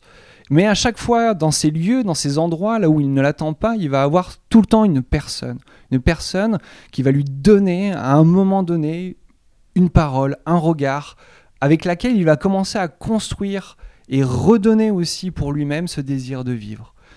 Donc on est vraiment dans une histoire d'une jeunesse qui est en lutte contre l'accablement, l'enfermement, le désespoir, et qui ose à un moment donné faire face à la lumière. Plutôt qu'avoir cette approche totale célinienne, parce qu'il il a aussi lu Céline, Marius, Voyage au bout de la nuit, qui est aussi une référence à l'intérieur du texte, mais se dit, au bout de la nuit, on peut toujours creuser, encore et encore et encore. Mais c'est quoi aussi faire face au jour qui se lève ? Ce moment où on a en soi, ou face à soi, une lumière, comme une main qui nous est tendue. Est-ce qu'on la saisit ou est-ce qu'on reste aussi de son côté, de cette barrière-là ? Et comment on va la franchir ? Franchir le pas, non pas du passage à l'acte, mais du passage à la vie. Et du coup, le personnage de Benito, que l'on va suivre là sur 312 pages, va nous amener vraiment à interroger aussi tous les mécanismes, autant de destruction que tous les mécanismes de résilience. Et si je crois, j'ai fait cette maison, les éditions du Penseur, qui s'écrit avec un A, c'est pour ça, quoi. Alors, j'ai pas attendu 6 ans pour enfin trouver ma nécessité, parce qu'il y avait aussi les œuvres de Gwen, d'Isabelle Hopi, d'Antonio Exposito, et même de tant d'autres, je peux pas tous les citer, mais il y a là, waouh, là ça c'est mon taf, quoi.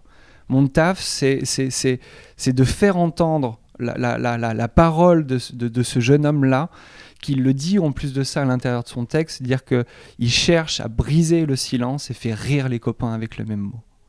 Comment on réussit à faire ça ? Je crois qu'il a réussi. Les Mandragores de Marius de Gardin, ça sort le 14 août aux éditions du Penseur. Je suis désolée de ne pas avoir pu transmettre vos questions aux éditeurs et éditrices présents autour de la table. J'en ai reçu plusieurs. Alors, j'en cite une qui est revenue plusieurs fois. Quels sont les critères pour choisir les livres de la rentrée ? Je pense que vous l'avez senti avec Emma Sodin, Mélie Chen, David Meulmans et Jérémy M. Il y a beaucoup d'émotions là dans ce qu'on ressent. Donc, une nécessité apparemment, une vraie sincérité d'éditeurs et d'éditrices. Merci à tous les 4 et on se retrouve dans quelques minutes. On a un petit changement de plateau qui va prendre quelques minutes et on se retrouve avec le plateau suivant. À tout à l'heure, merci.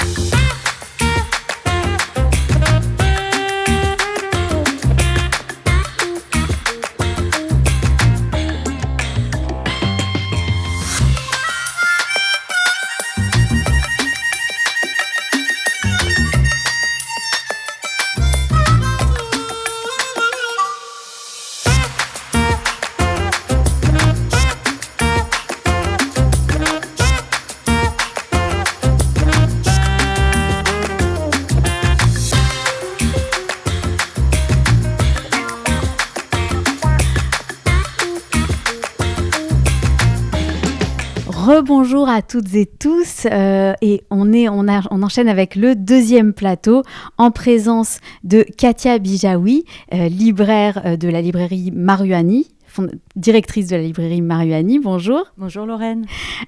Jean-François Dauven, directeur littéraire chez Fayard. Bonjour. Bonjour. Et Clément Braun-Villeneuve, directeur littéraire chez Pauvert. Bonjour. Bonjour à tous les 3.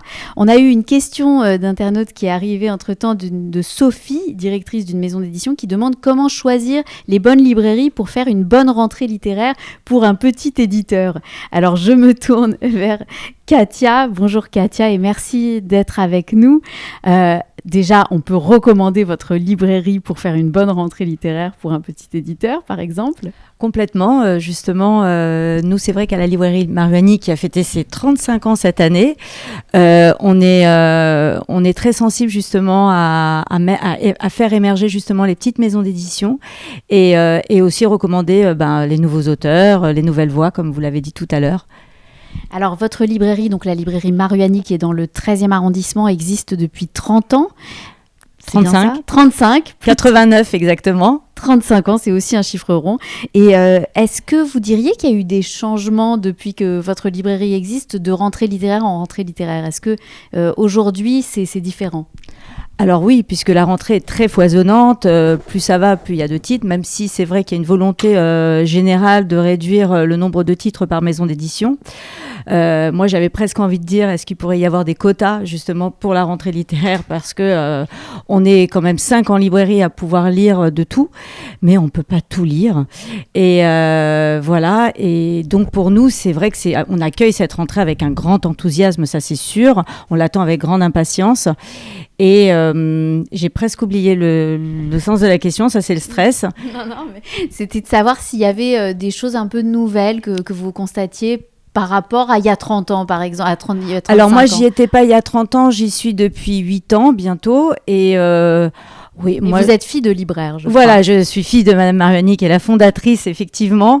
Oui, il y a quand même beaucoup de voix émergentes, beaucoup de nouveaux auteurs. Bon, c'est bien. Des sujets qui sont beaucoup plus abordés, justement avec tout le phénomène MeToo, etc. Donc le récit est très important. Des récits intimistes qu'on peut retrouver encore dans cette rentrée. Ça, c'est un sujet. Après, c'est vrai que moi, j'aime beaucoup le roman, j'aime beaucoup l'aventure, j'aime beaucoup me propulser vraiment dans une histoire. Donc, oui, il y a quand même des changements, on peut le dire, qui vont avec l'évolution de la société. Et peut-être aussi l'organisation de rencontres qui est devenue vraiment quelque chose un rituel incontournable, je crois, pour les librairies. Alors pour nous, c'est indispensable. Si on veut exister aujourd'hui dans le secteur de la vente de livres, il faut faire rayonner la littérature à travers ces rencontres dédicaces, parfois qu'on ponctue même de musique. Souvent, enfin on l'a fait il y a quelques années déjà, et pour moi c'est vraiment un véritable moteur pour faire vivre une librairie, et c'est formidable. C'est pas dans tous les commerces qu'on peut avoir ce genre de choses, et de faire vivre un livre à travers ces rencontres, d'aller chercher le lecteur, notre communauté aussi de clients qui viennent et qui sont fidèles à ces rencontres qui sont très porteuses et qui donnent une longévité aussi au livre. Cette rentrée de l'été 2025, est-ce que vous en êtes où? Vous commencez déjà à la préparer, à lire? Alors oui, bien sûr. Alors effectivement, il y a eu cette saison de rentrée littéraire qui est elle aussi très prometteuse et très, très forte. On a eu énormément d'invitations. Il en reste encore à découvrir, notamment chez Flammarion, enfin chez d'autres éditeurs. Et oui, on commence déjà un petit peu à dessiner, à se répartir un peu les bouquins, puisqu'on est une équipe de 5 personnes. Donc avec chacun ses domaines préférés. J'ai la chance d'avoir une équipe de passionnés, et vraiment se dessinent encore une fois les récits, les secrets de famille. Moi j'aime beaucoup les premiers romans, donc il y a François Gaget, il y a Cécile Tilly, Ramsès Kéfir chez Philippe Ray. Donc ça me donne très envie de les découvrir pour cet été en tout cas, avant de pouvoir les présenter à notre clientèle. Les secrets de famille, effectivement, c'est un thème, je crois, qui est particulièrement présent en cette rentrée. Vous en avez repéré quelques autres, peut-être, des couleurs fortes qui se dessinent? Alors moi, j'aime aussi, j'attendais le retour de Joyce Ménard, donc je suis contente. Elle revient après Où vivaient les gens heureux et L'île aux oiseaux, donc je suis très contente de la retrouver pour ce nouveau livre. Et puis le retour aussi de Tommy Orange, que j'avais bien aimé chez Albin Michel, donc voilà, par exemple. Et quelqu'un que j'apprécie, enfin, une nouvelle voix en tout cas qui va être portée chez Lattès, c'est Marie Semelin. C'est un sujet qui me parle aussi. Voilà.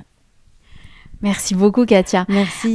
Vous allez participer aussi à nos discussions. J'aimerais déjà faire lancer quelques questions collectives parmi celles que j'ai reçues de la part des personnes qui nous écoutent.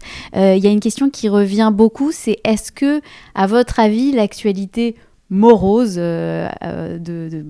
brûlante aujourd'hui, influence cette rentrée littéraire? Est-ce que vous diriez ça comme ça, Jean-François? Oui, certainement. Il y a une angoisse climatique, il y a une angoisse par rapport à la guerre, il y a une angoisse par rapport à la dégradation de certaines structures sociales. Tout ça se retrouve évidemment de manière directe ou indirecte dans la littérature. Alors ça veut pas dire que tous les romans vont nécessairement parler de ce qui se passe aujourd'hui. Je pense qu'il y a aussi des auteurs qui prennent des chemins détournés, notamment par l'histoire. C'est le cas dans la rentrée Fayard. Mais oui, évidemment, je pense que la littérature...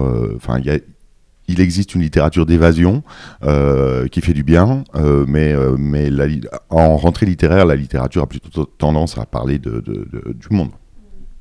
Clément, chez vous, chez Pauvert? Moi, ce que je vois de ma fenêtre chez Pauvert, en effet, c'est qu'il y a au moins un désir de radicalité. En tout cas, voilà, quelque chose il y a un statu quo qui ne fonctionne pas, et donc il y a un désir de radicalité qui se manifeste notamment par le biais des politiques identitaires, par les questions géopolitiques un petit peu plus larges, par tout un tas de choses qui font que, effectivement, en fait, il faut reformuler le monde en des termes qui sont un petit peu neufs et qui, évidemment, peuvent paraître transgressifs ou à tout le moins radicaux vis-à-vis de la manière dont les choses se font généralement. Voilà. Il y a une question aussi qui revient beaucoup, elle est peut-être un peu spécifique, vous allez me dire si ça résonne pour vous. Est-ce que la question de l'intelligence artificielle se pose particulièrement en cette rentrée? Est-ce que vous avez des choses à dire là-dessus, sur cette question qui revient beaucoup? Pas dans la rentrée Fayard, mais effectivement, dans les manuscrits, dans les propositions qu'on reçoit, on voit que c'est effectivement ça. Ça commence à interroger les gens. Maintenant, peut-être en tant que thématique romanesque. Peut-être que c'est un peu trop neuf, un peu trop récent pour qu'on ait déjà des propos vraiment très structurés autour de cette question. Ou alors il faudrait avoir des auteurs qui ont été un peu précurseurs. Mais là, c'est vrai que l'intelligence artificielle, maintenant, tout le monde en parle, et donc forcément, ça va se retrouver en littérature. Alors j'imagine que la question est posée aussi sous l'angle pour les éditeurs, éditrices. Est-ce que la question se pose dans le sens comment faire aussi pour surveiller, pour faire en sorte de ne pas publier des auteurs qui ont envoyé leur texte écrit par l'intelligence artificielle? Franchement, je ne sais pas ce que tu en penses, mais pour le moment, on n'en est pas là. D'accord. Parce que demander à l'intelligence artificielle d'écrire une 4e de couverture, vous allez voir, c'est un désastre. Donc, un roman entier, on peut même pas l'imaginer. Alors après, peut-être que ça va agir en tant qu'adjuvant, mais j'ai pas encore reçu de manuscrit dont je me suis dit tiens, c'est l'intelligence artificielle qui l'a rédigé. C'est une bonne nouvelle. Clément ? Ouais, pas dans la lettre du texte, je pense pas, parce qu'effectivement là, le niveau de perfectionnement des solutions permettrait même pas de se faire passer pour un humain, ou alors de 6 ans et demi, quoi. Enfin, parce que vraiment, oui, demander à ChatGPT d'écrire une 4e de couverture, vous allez avoir des choses assez étonnantes. Après tout, c'est un métier, éditeur, hein, paraît-il. Mais comme motif, ouais, je pense que ça peut être le prolongement aussi de toutes les questions tech qui commencent aussi beaucoup à essaimer dans la littérature française. Donc vous avez toute cette question-là du monde du travail en fait avec l'IA et la question de la tech qui à mon avis va faire florès dans pas très très longtemps et qui commence déjà, on a des débuts de motifs. Mais effectivement il est peut-être un petit peu tôt pour tenir un discours bien cohérent sur la question de l'IA en tant qu'outil de discours en fait. Katia, en tant que libraire, est-ce que des lecteurs et lectrices vous demandent des livres sur ce sujet ou est-ce que c'est une question qui se pose de façon générale ? On l'avait déjà abordé, mais via des chercheurs, via des scientifiques, via même la dernière BD de Muriel Pénicaud qui l'aborde avec Aurélie Jean. Mais non, pas encore en tout cas. Et on l'espère le plus loin possible parce que, on voudrait quand même que les écrivains restent des humains, quoi. Et voilà. Les écrivains et les auteurs et autrices de 4e de couverture. En tout cas, pour le moment, apparemment, la menace n'est pas encore trop présente. Jean-François Dauven, donc je rappelle, directeur littéraire chez Fayard.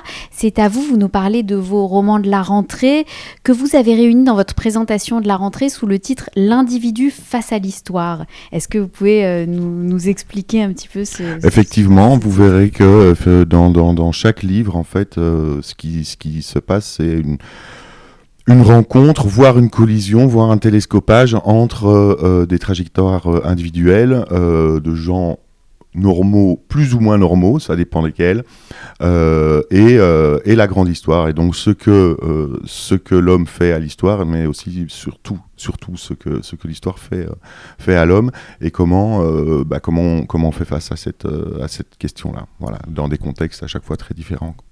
C'est ce que vous disiez tout à l'heure, donc l'actualité qui est abordée, mais par le prisme du passé, de l'histoire. Est-ce que vous voulez dire un mot sur vos couvertures ? Je crois qu'elles sont particulières cette année. Bien sûr, alors cette année, nos livres seront sous jaquette, et sur une idée de notre PDG, nous avons décidé d'utiliser des illustrations qui sont toutes du même illustrateur, à savoir mon estimé compatriote Jean-Michel Follon, voilà, et pour dire les choses de manière tout à fait franche et sincère, au départ je me suis dit je vais pas y arriver parce que l'œuvre, Follon est mort il y a 20 ans, c'est aussi un hommage qu'on veut lui rendre. Et comme l'œuvre de Follon est figée, je ne vais pas trouver de quoi illustrer 4 romans qui ont effectivement une thématique commune, mais qui ont quand même chacun un univers très singulier. Et au bout du compte, si, et de manière absolument incroyable, il y a au moins 3 de mes 4 auteurs qui m'ont dit qu'ils avaient le sentiment que ces couvertures avaient fait l'objet d'une commande.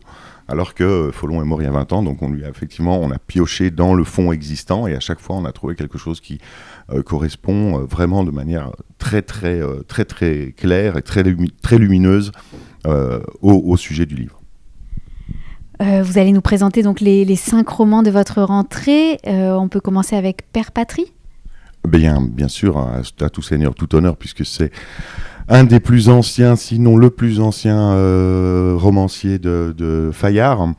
Alors, dans Nostromo, Joseph Conrad avait inventé un pays qui résumait un petit peu à lui seul toute l'Amérique centrale, tous les heures et malheurs, toutes les vicissitudes de l'Amérique centrale. Dans Père Patrie, Thierry Bestingel fait la même chose, mais pour ce qui était le bloc de l'Est. Voilà. Et donc on fait la connaissance d'un vieil homme dont on comprend qu'il est le héros d'une guerre que tout le monde a oubliée, mais qui est régulièrement représenté à la foule, à la presse, avec son uniforme, avec ses médailles, avec tout ce qu'il faut, à des fins de propagande. Il est utilisé à des fins de propagande par son propre fils, qui est devenu président du pays en question, et dont on comprend qu'il a l'intention de rester président jusqu'à la fin de ses jours. Si ce n'est que le fils ment au père sur l'état du pays, qui est désastreux, sur la misère, sur le bloc de l'Est, les files devant les magasins, la police politique, enfin tout ce que vous pouvez imaginer. Jusqu'au moment où le père va se demander, ce vieux héros d'il y a très très longtemps, s'il ne devrait pas intervenir. Contre son fils, mais pour son pays. Donc c'est un roman édifiant sur l'isolement qu'engendre le pouvoir, sur la paranoïa qu'engendre cet isolement, et finalement sur la tyrannie qu'engendre cette paranoïa. C'est un roman sur l'échec de l'émancipation, c'est un roman sur la question de l'héroïsme. Et c'est stupéfiant de voir, alors que c'est effectivement historiquement et géographiquement précis, même si c'est un pays imaginaire, on comprend tout de suite qu'on est dans l'ancien bloc de l'Est, et comment en fait ça résonne avec des thématiques qui nous concernent jusqu'ici à l'Ouest. Et donc un auteur ancien du catalogue, je crois que vous n'avez pas encore donné son nom. Ah je manque à tous mes devoirs. Mais oui, quel suspense. Il s'agit de Thierry Bestingel. Voilà, moi je suis éditeur chez Fayard depuis 20 ans. Quand je suis arrivé, Thierry était déjà auteur chez Fayard. Donc c'est une très longue histoire, hein, une vraie histoire d'amitié, de fidélité. Et c'est aussi des motifs de réjouissance dans notre métier. Donc Père Patrie de Thierry Bestingel, ça sort le 13 août. On passe à un roman de Christian Duverger. Comme ça, je n'oublierai pas de donner le nom. Ça y est, c'est dit. Christian Duverger, c'est également un ancien auteur Fayard, mais qui avait publié chez nous en tant qu'historien une biographie d'Hernán Cortés, qui a ensuite publié un essai au Seuil qui s'appelait Cortés et son double, qui s'est ensuite établi au Mexique, où il a écrit des articles sur Hernán Cortés. Et donc c'est pour vous camper le personnage, vraiment le spécialiste de Cortés, qui décide là de franchir une sorte de pas, de s'autoriser d'écrire les mémoires de Cortés. Voilà, donc en hommage aussi aux mémoires d'Adrien de Marguerite Yourcenar, hein, et un peu sur le même mode, où on va découvrir en fait un homme tout à fait inattendu, qui fut certes un guerrier, qui fut certes un conquérant, mais qui était aussi tout simplement un être humain, et même au-delà d'un être humain, un véritable humaniste, complètement fasciné par la civilisation qu'il découvre, par la civilisation des Indiens, complètement fasciné par Moctezuma, qui tombe amoureux d'une Indienne avec qui il aura un enfant, et donc un être qui rêvait en fait sans doute plus de rencontres entre les peuples, de métissage, de brassage, que de conquête stricto sensu, mais qui avait des ordres, de la couronne d'Espagne, qui avait des ordres de l'Église catholique, de convertir notamment, enfin qui était soumis à toutes ces contradictions, et où donc on découvre un homme, je vous parlais tout à l'heure, ce que l'histoire fait aux hommes, ce que les hommes font à l'histoire, on découvre un homme qui a fait l'histoire, qui a bouleversé le destin d'un continent entier, tout en sachant pas vraiment si c'était ce qu'il voulait, et tout en sachant pas vraiment où qu'il était. Enfin, voilà, il fait l'histoire et à la fin on se demande qui il est, et il s'interroge là-dessus, il s'interroge sur le sens de son action, il s'interroge pareil aussi sur la question du pouvoir, etc. C'est un livre, c'est une proposition littéraire vraiment tout à fait étonnante, puisque c'est une longue lettre que Cortés écrit à son fils, et c'est un livre bouleversant, parce que on ne peut pas s'empêcher de s'imaginer ce qui serait advenu s'il avait désobéi, ou bien s'il avait réussi à convaincre le pouvoir espagnol de procéder autrement, etc. etc. C'est vraiment un livre incroyable sur ce plan, à la fois un roman historique et presque un roman philosophique sur la question justement de savoir ce qu'on fait de sa vie quand on est Hernán Cortés. Voilà. Donc, Mémoire de Cortés de Christian Duverger, ça sort aussi le 13 août. On passe à Un nègre qui parle yiddish. Alors, ça, c'est une histoire tout à fait étonnante, qui est tout simplement celle des parents de l'auteur, que je vais vous raconter brièvement, parce que vous allez voir, tout est vrai. L'auteur qui s'appelle L'auteur qui s'appelle Benny Malapa, tout est vrai, et on n'en revient pas. Donc, le père de Benny s'appelle Paul. Il naît en Allemagne, à Hambourg, d'une mère allemande et d'un père camerounais, puisqu'à l'époque, le Cameroun était une colonie germanique, et donc il y avait des communautés, quelques petites communautés camerounaises, notamment dans les ports d'Allemagne. Il naît en 1914, inutile de vous dire qu'il a une enfance assez difficile, plutôt misérable. Il est en proie au racisme, on traite sa mère de putain nègre, enfin voilà. Donc, quand il en a l'âge et l'énergie, il décide de se réfugier à Paris. À Paris, il montre quelques dispositions pour la bagarre. Du coup, il monte sur un ring et il se fait boxeur. Il remporte quelques succès qui lui ouvrent les portes de la bonne société, parce qu'on est à une époque où s'afficher avec des boxeurs, c'est plutôt dans le vent. Voilà pour Paul. La mère de Benny s'appelle Suzanne. Elle naît en Pologne, dans une famille de la bourgeoisie juive, très durement frappée financièrement par la crise de 29, puis en proie à l'antisémitisme qui est très virulent en Pologne. Et la famille de Suzanne décide de se trouver refuge à Paris. À Paris, le père de Suzanne dit à son fils aîné qu'il le trouve un peu mou, que les temps sont durs, qu'il faut pouvoir rendre les coups, donc il va lui payer des cours de boxe. Et qui prend-il comme professeur ? Paul, qui ainsi rentre dans la famille de Suzanne, rencontre Suzanne, tombe amoureux. Entre-temps, évidemment, le temps a passé, les Allemands sont là, Paris est occupé, et ça n'empêche pas un métis germano-camerounais d'épouser une juive polonaise à la mairie du 20e arrondissement de la capitale française. Donc déjà rien que ça, vous avez le couple le plus inouï que vous puissiez imaginer. Mais l'histoire ne s'arrête pas là, puisque effectivement un couple pareil peut pas rester là, peut pas rester dans Paris occupé, donc ils vont fuir vers le sud, ils vont s'installer à Marseille, où là Paul va rentrer dans la résistance, mais après Hitler va décider de dynamiter la moitié de Marseille, parce qu'il trouve que, enfin, c'est son expression, c'est le chancre de l'Europe, c'est le dernier endroit où il y a des Juifs, des Noirs, des Arabes, des Turcs, de tout ce que vous voulez. Donc il dynamite la moitié du quartier du Panier, donc Paul et Suzanne sont obligés de repartir, et ainsi de suite. C'est une épopée à travers ce que le XXe siècle et même la fin du XIXe a fait de pire, puisque ça s'ancre dans un passé colonial qui n'était pas piqué des hannetons, si vous me passez l'expression, parce que le Cameroun, c'était vraiment terrible. Puis il y a la Shoah, évidemment, enfin, vous pouvez bien imaginer, Suzanne, elle perd la moitié de sa famille. La cavale, la résistance, c'est comme si Pénélope avait accompagné Ulysse dans son voyage. C'est une traversée du XXe siècle absolument incroyable par un couple qui parvient à garder son humanité malgré tout, et qui nous adresse finalement un grand message d'espoir dans le métissage, le brassage, la rencontre, puisque voilà, c'est raconté par leur fils, qui a donc...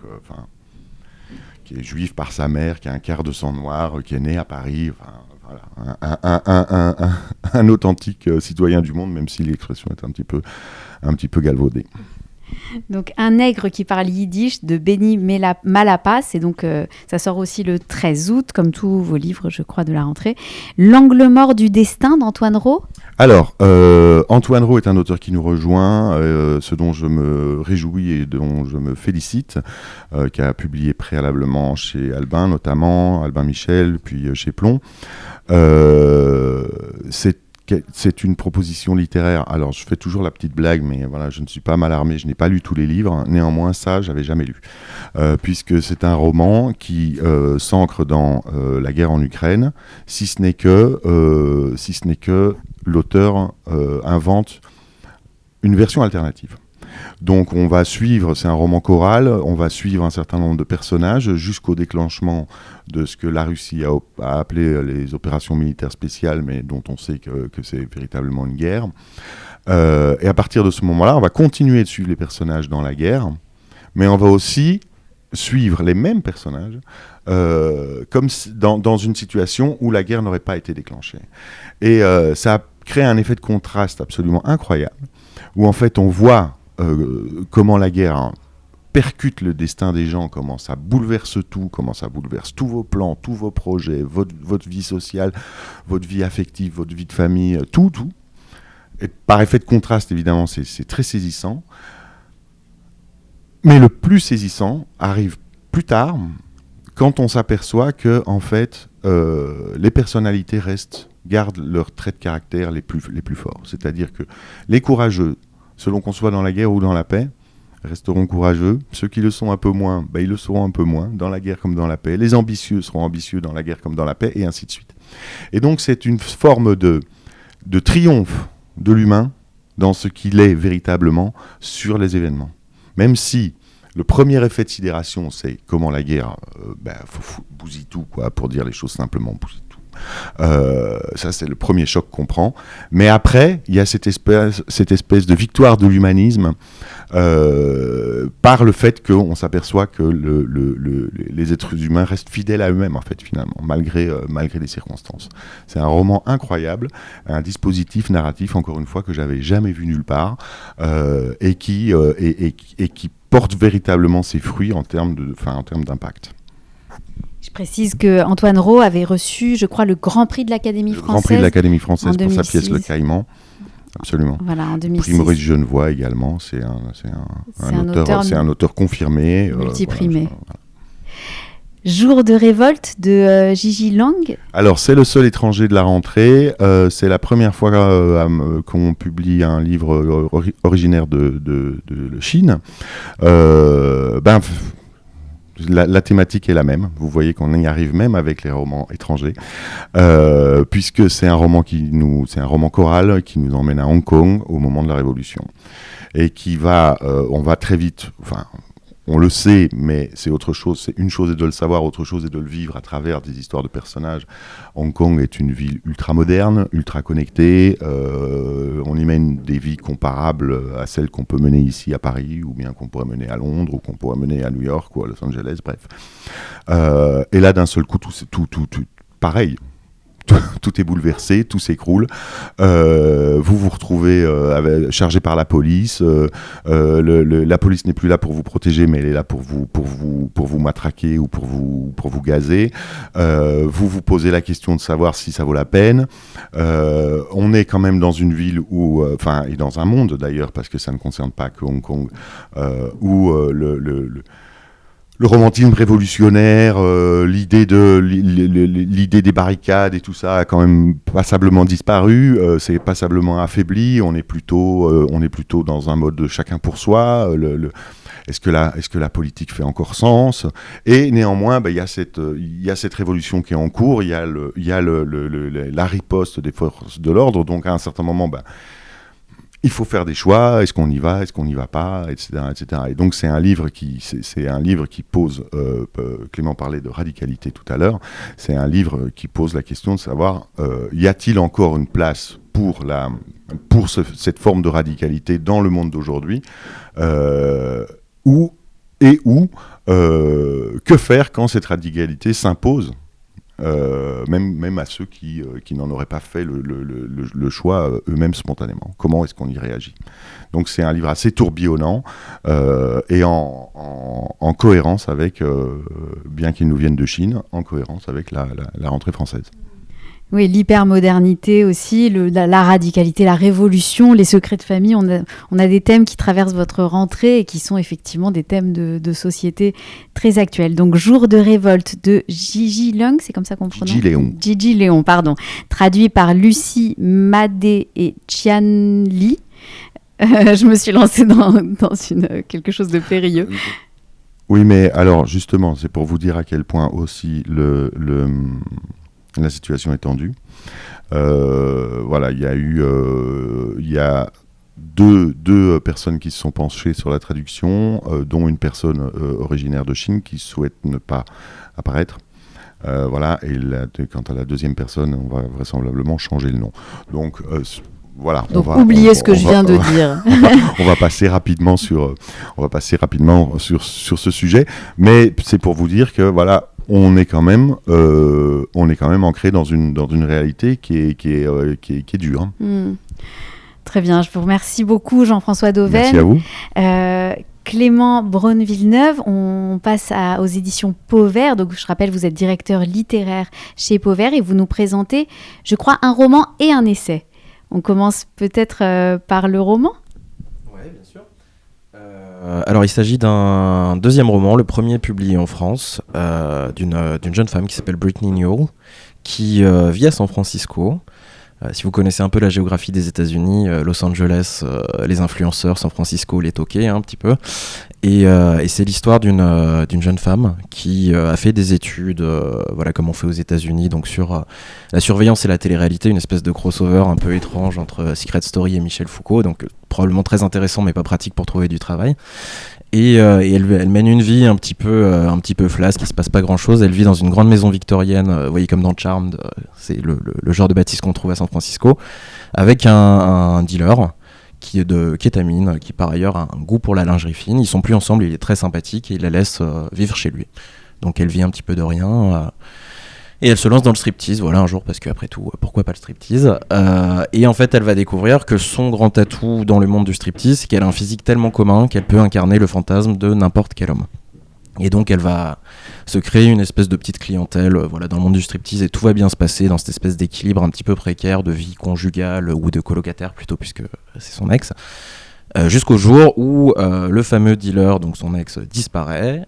Évidemment, quand vous êtes dealer de kétamine, on n'appelle pas la police. Et c'est à ce moment-là que le lien de cette jeune femme à l'existence, disons, normale, va s'étioler en fait petit à petit, puisqu'elle va avoir l'impression de le croiser partout. Et en fait, elle va se retrouver ravalée au fait que quand vous évoluez dans une espèce de demi-monde qui est fait d'alias, de travestissements, de perruques, d'accessoires, vous perdez un petit peu le sens de qui vous êtes. Et en fait, c'est un livre qui est nourri déjà en premier lieu de l'expérience de son autrice, puisqu'il s'avère que Brittany a une particularité assez rigolote, c'est qu'elle est elle-même performeuse et maîtresse domina à la ville, donc elle sait de quoi elle parle, à San Francisco par ailleurs, donc elle parle vraiment de son lieu de travail et de son travail tout court. Et elle pose une question qui est intéressante et qui est une question de féminisme aussi, qui est comment être soi-même quand être soi, c'est juste être le désir des autres. Donc c'est une vraie question, voilà, qui va parcourir tout le roman. Et cette question-là, en fait, c'est une question de maintenant, c'est une question à la fois de curation de soi et de réseaux sociaux, mais c'est aussi une question de politique des genres, de féminisme.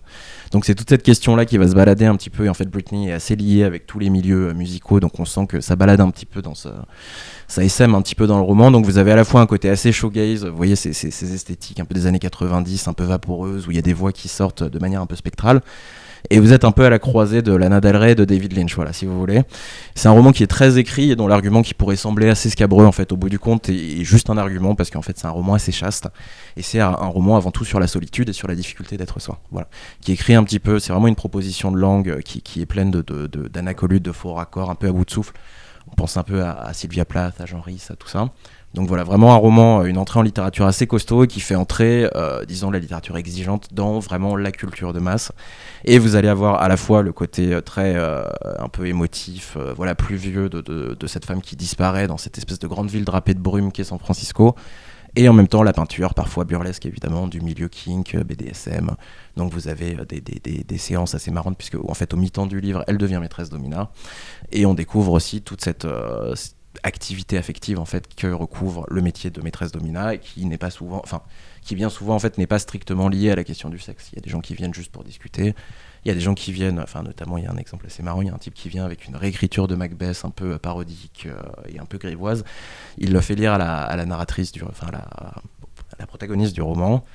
Voilà, et à la fin de l'heure, puisque ça dure 1 heure, ils ne font que lire la pièce, elle lui donne juste la réplique, il lui dit écoutez, vous êtes très sympa mais vous n'êtes pas sexy du tout, il faut que vous révisiez plus.